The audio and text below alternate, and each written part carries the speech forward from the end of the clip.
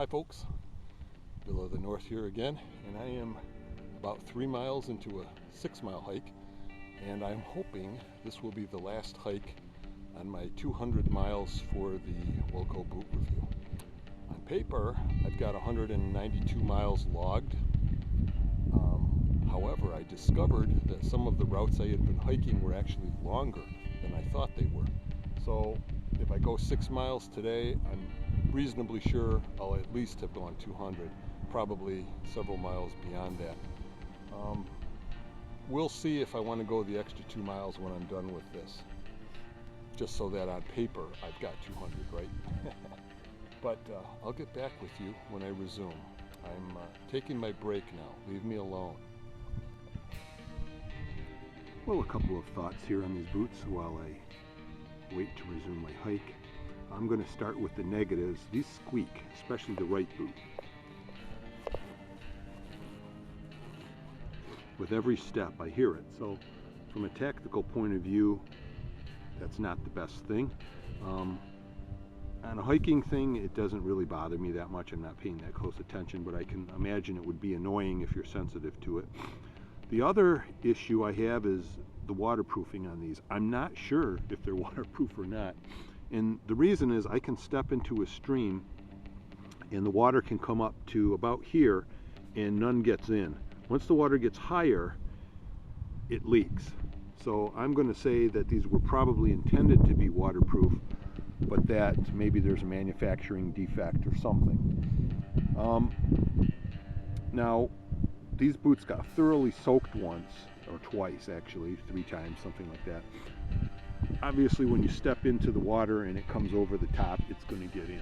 And as you can see, I'm wearing my socks like this folded over the top. So just hiking in wet grass, the socks got wet and they wicked water right into the boot. So that was the worst experience. Just walking through the stream, little if any gets in. Like I said, I stood in the stream with the water up to the 3rd and 4th eyelets there, and nothing happened until I stepped in a deeper part and then it started to leak in.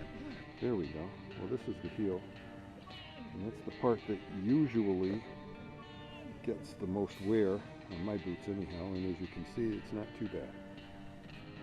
Little bit, but overall the tread has held up pretty well, and not quite 200 miles on paper yet, probably in reality a little over, maybe 210, maybe 220, depending on all the hikes that I took that I forgot to write down, or how much farther they were than what I wrote down.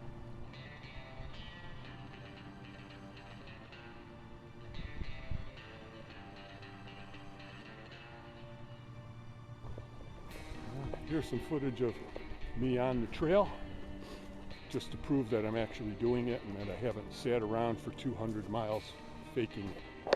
See, real trail, trees, a lake, woods over here. It's all up and up. It's legit. Really, it is. Would I lie to you? Who would lie to you on the internet? All right, I'm coming up on the finish stretch. I probably have a half a mile or so to go till I'm at the parking lot and my car. And I've decided to bribe myself today. You know, when I get there, from a practical point of view, I will have done the 200 miles, but on paper, I'll still be 2 miles short. So what I'm going to do is I'm going to come back out, hike about a half a mile in. Like I said, I'm bribing myself. Got some Mountain House food that's probably past its expiration date, so I'm going to cook some up, and that should give me the energy to go the remaining 1.5 miles at that point, which kind of cracks me up because I remember 30 some odd years ago doing a 25-mile forced march, helmet, pack, rifle, and the sergeant major bitching at us not to drink too much water because we'd get stomach cramps. And of course, they didn't feed us because we'd get sick. So we did 25 miles in 6 hours, and I think it was 48 minutes, 43 minutes, something like that. But we did the 25 miles on an apple and about a quart of water. Now, of course, they recommend you drink a liter of water every hour, and eat snacks and all kinds of stuff for energy. And you know, yeah, I'm about 5.5 miles today, and I could definitely use some food. And then at that point, I'm sure I'll feel very revitalized and ready to go and finish up this 200 miles for the big review. Ooh. All right, I've tagged up to the vehicle. 6 miles, and 2 more to go. I'm going to top off my water supply and go back out and get the final 2 miles in. I'll see you in a little bit. Sweat in my eye. Well, there's lunch getting ready. I have my USGAI canteen and stove and the alcohol burner on there, and I will in a moment precariously place the canteen cup on top of it to heat up. But I forgot to bring any eating utensils. I usually have a spoon in my pack and I can't find it, so I must have lost it or left it at home. Anyways, I can eat with my fingers if I have to, like our pilgrim ancestors.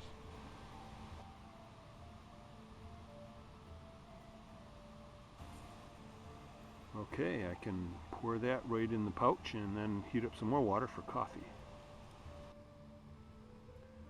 That's eggs and bacon, and it's delicious. Unfortunately for you guys, I did not bring a tripod, so you won't be able to watch me eat it. I'm sorry. And the coffee's ready too. Well, this is that Mountain House scrambled eggs with bacon, and it is really good. I was going to make a smart-ass remark earlier about wishing I had brought some hot sauce along, but it didn't need it. It was great. You know, for freeze-dried food, it was pretty tasty. And I did not really need a spoon or anything to eat it with. I was able to squeeze it out of the bag, and of course the excess liquid, I just drank it. You know, I wanted it. It tasted good. All right, that hit the spot. I am feeling rejuvenated and ready to go. Just about 1.5 miles, and then I'll be done for the day. So let's get to it. Just in case you've been wondering, I usually carry my trusty Alice pack, and I have a platypus 3-liter hydration bladder in there, and a bunch of other stuff. It only weighs about 20 pounds. A lot of that is just emergency kind of stuff. If I got stuck out overnight or something, you know, twist an ankle or what have you. And you know, this is a good quality one. I got it online, I believe, from Major Surplus. Might have been Sportsman's Guide though. But I'm not sure if this is genuine USGI. There's no US on it, but the quality is very high. You know, all of the parts, the hardware on it seems to be USGI quality and grade, and it's very rugged, so I'm happy with it. No frame. I'm not using the frame on this one. I do on my large, and if I'm carrying more stuff, I'll sometimes use the frame. But I don't feel the need to on just a quick day hike. One less thing to weigh me down, right? Almost there, and tagged up. 8 miles today, 200 plus miles on the boots. Woo. Feels good though. I'd like to thank everyone who assisted me. Here we are, 200 plus miles on these boots. I think they've held up pretty well. They have not worn down very much, although most of my hiking has been on dirt trails and very little asphalt or pavement of any kind. And normally I've carried a light pack with me as well. No blistering with these. In fact, none of the Wellcos that I've owned have I gotten any blisters, but I hike a lot, so my feet are tough in all the spots where I used to get blisters. Obviously, your feet may vary.